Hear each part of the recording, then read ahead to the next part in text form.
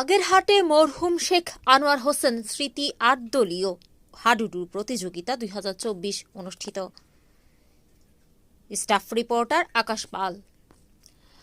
গ্রাম বাংলার ঐতিহ্যবাহী হাডুডু খেলা অনুষ্ঠিত হয় বাগেরহাট সদর উপজেলার যাত্রাপুর ইউনিয়নের চাপাতলা ফিল্ডের মাঠ প্রাঙ্গণে। উক্ত খেলায় অংশগ্রহণ করে যাত্রাপুর ইউনিয়নের ৮টি ওয়ার্ড।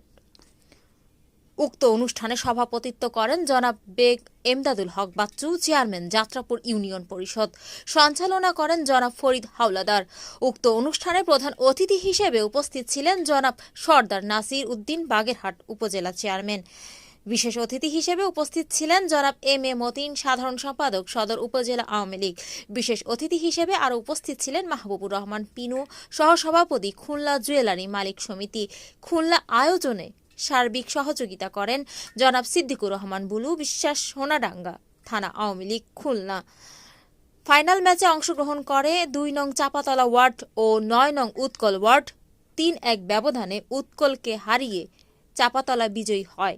বিজয়ীদের হাতে পুরস্কার, নগদ অর্থ ও ট্রফি তুলে দেন মাহবুবুর রহমান পিনু, সহ সভাপতি, খুলনা জুয়েলারি মালিক সমিতি।